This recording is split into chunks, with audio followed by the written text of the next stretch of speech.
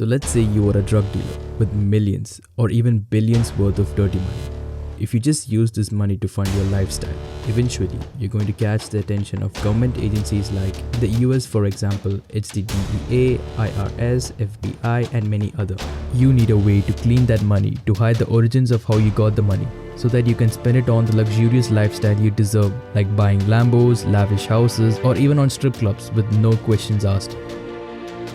Money laundering accounts for nearly 5% of the world's GDP. So in order to profit from your criminal activities, you need to understand the game of laundering money, the game of the $2 trillion industry. You need to become an expert laundryman.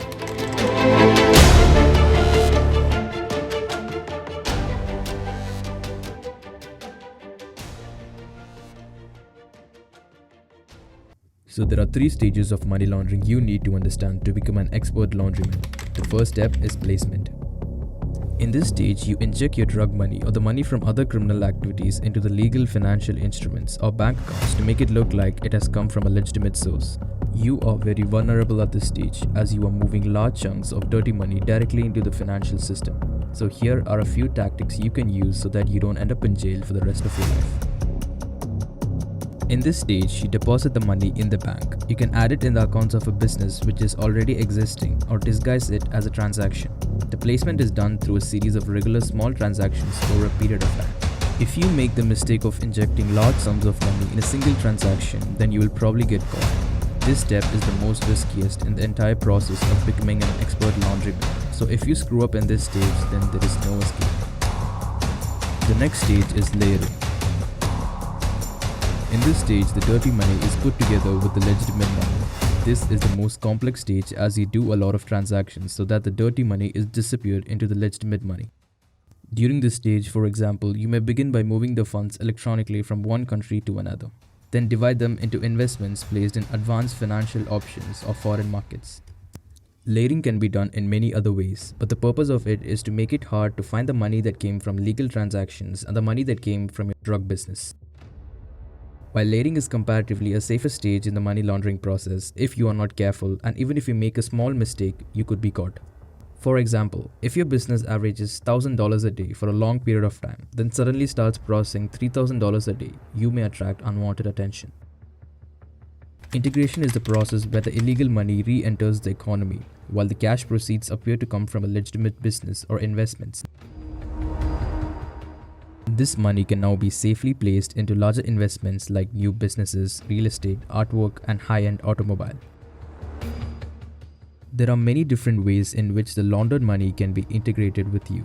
However, the major objective at this stage is to reunite the money with you in such a manner that it doesn't draw any attention and appears to result from a legitimate source.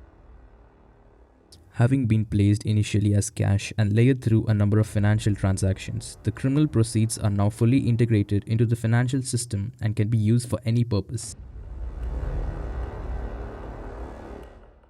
There are many types of money laundering like real estate schemes, casino schemes, smurfing schemes, and cash business schemes. To become an expert laundryman, you need to practice more than one of these schemes to prevent detection of your illicit funds. Let's start with the real estate schemes. In this type of scheme, you buy a piece of real estate property using cash from your drug business, then immediately sell it, depositing the proceeds into a legitimate bank account. You may have to purchase the property through a third-party buyer or use a shell company to make the purchase on your behalf. Once they have sold the property, tracing the origins of the purchasing funds becomes very difficult. Although buying and selling real estate through cash transactions is not inherently illegal, it can catch the attention of the Financial Crimes Enforcement Network in the US and the equivalent regulatory agencies in other countries. Multiple cash real estate deals are especially suspicious to law enforcement officials who are on the lookout for questionable financial transactions. Now let's talk about casino schemes.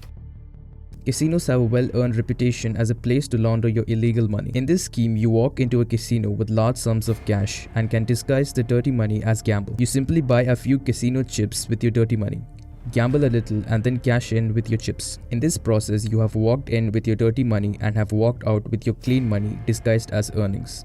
Choosing a casino that is in a different country makes it harder for the law enforcement in both countries to gather evidence that you have laundered money. In casino schemes, the placement stage occurs when you buy casino chips with your dirty money. You usually buy the casino chips through a third party who take payment in cash and convert them into casino chips. The layering stage happens when the money is used for gambling. You must have to gamble a little bit for several hours, then convert them back into cash. The receipt you get from the casino shows that your cash earnings were from a legitimate source of income. There is no record of the number of casino chips you started to gamble with, so you could possibly argue that you had started gambling with small amounts and then larger sums came from your winnings. Integration is very easy when it comes to casino schemes. Once you pay taxes on your winnings, you can legally use the money on whatever you want. The cash business scheme is one of the most popular schemes to launder dirty money. Cash businesses like laundromats, car washes, and strip clubs will be your favorites to launder money in this scheme. Although these companies have a legitimate business, the real business is to launder the dirty money. In this scheme, layering stage can happen by inserting illicit money into accounts of the company. Fake transactions are recorded in the books of accounts every day. These fake transactions can be in the form of extra products sold by the company or showing salaries paid to ghost employees in the books of account. Laundering money in this scheme is a slow process and takes a bit of time. Tax is paid on the profits and the money can be used for any purpose. Using a heavy cash business to launder money leaves the law enforcement agencies, including the FBI, very little evidence to take action. The law enforcement agencies might compare your business to similar businesses to catch outliers, such as a car wash that brings in thrice the money as a similar car wash down the street.